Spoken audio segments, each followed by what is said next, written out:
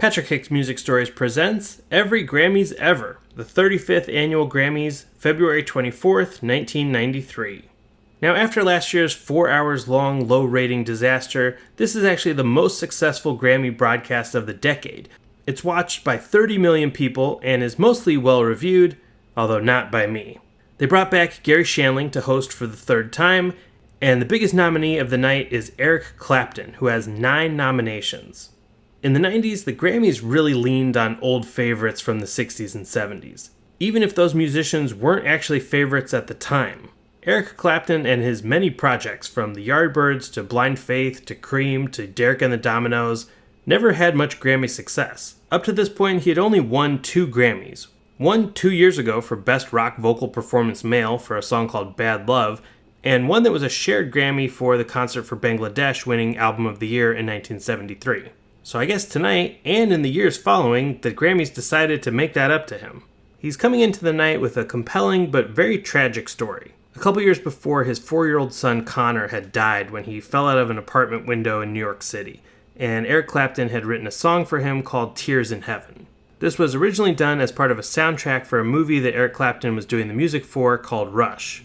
But then, in January of 1992, he performed Tears in Heaven on one of the very first MTV Unplugged, and it became a huge hit. Tonight, Tears in Heaven wins both Song and Record of the Year, beating out a strange collection of songs.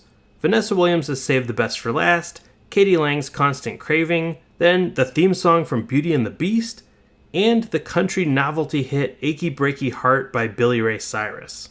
Billy Ray Cyrus is also nominated in Best New Artist tonight, along with Criss Cross. No, not that Criss Cross, this Criss Cross. But the winners were the group Arrested Development, who became the first hip-hop group to win Best New Artist. Now, the kind of vague musical genre of grunge had been huge at the end of 1991 and all of 1992. And it does get represented at the Grammys, except they're not exactly sure where to put it. They don't put it in Best Alternative. That's won by Tom Waits in the album Bone Machine, who beats out Morrissey, The Cure, XTC, and the B-52s. So they put it in the rock and hard rock categories. In the Best Hard Rock Performance with Vocal category, we've got the generational defining Nirvana song Smells Like Teen Spirit losing to the Red Hot Chili Peppers song Give It Away. Also in that category was Guns N' Roses with their cover of Live and Let Die, Pearl Jam's Jeremy, Alice in Chains' Dirt, the whole album, and Faith No More's Angel Dust album. And in case you're wondering, did Nirvana or Pearl Jam or Alice in Chains perform at the 35th Annual Grammys? No, they did not. Did the Red Hot Chili Peppers perform? Yes, they did. To be fair, in one of the highlights of the night, they performed with George Clinton, and this song is a 90s classic, but this is the wrong choice. And even worse is that Smells Like Teen Spirit and Jeremy are also nominated in the Best Rock Song category. So both of those songs are apparently rock and hard rock at the same time, but the winner in that category is Layla. Layla. First of all, a song from the 70s. Second of all, it's credited still to this day on the Grammys website as being a song by Eric Clapton and Jim Gordon, even though the song was co-written by Rita Coolidge, who never got the credit she deserved for it. But yeah, the MTV Unplugged version of Layla, best rock song over Smells Like Teen Spirit and Jeremy. This is so depressing. I need something to cheer me up. Let's go to the Best Spoken Word category, where we see Magic Johnson winning his first and only Grammy.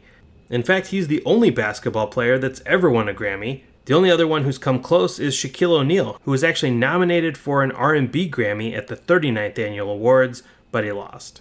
So Magic Johnson is the only basketball player, unless you count Prince, who is nominated tonight for Best Pop Performance for Diamonds and Pearls, but loses to Celine Dion and Peabo Bryson for Beauty and the Beast.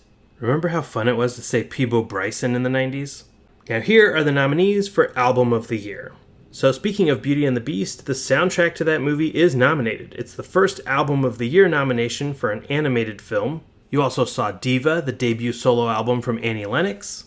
Song and Record of the Year nominee Katie Lang is nominated for Ingenue. Song and Record of the Year winner Eric Clapton is nominated for his Unplugged.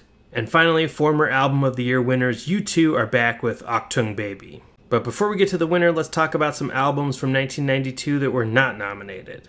The two biggest ones for me, Rage Against the Machine's self-titled album Rage Against the Machine, and Tori Amos's Little Earthquakes.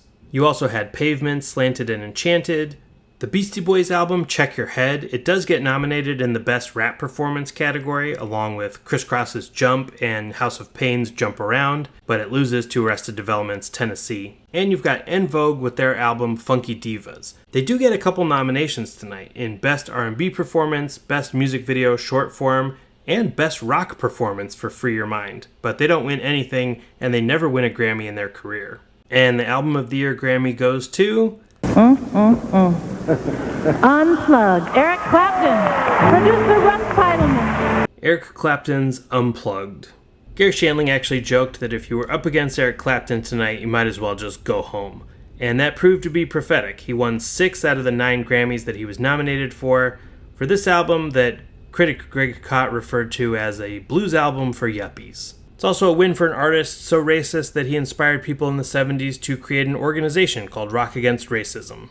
This is also the first MTV Unplugged to be nominated and win for Album of the Year, but it's not the last time this decade we'll be talking about MTV Unplugged. MTV is hugely important in the music world at this time, so it's natural that you would feel its effects at the Grammys. They also have their own awards show that rivals the Grammys, the MTV Video Music Awards, which I would say for the most part in the 90s is better than the Grammys, but don't go thinking that they're perfect. At the 1992 MTV Video Music Awards, Nirvana's Smells Like Teen Spirit lost Video of the Year to Van Halen's Right Now, although they did win Best New Artist in a Video. Thanks for tuning in, and I'll see you next time for the highs and lows of the 36th Annual Grammys in 1994.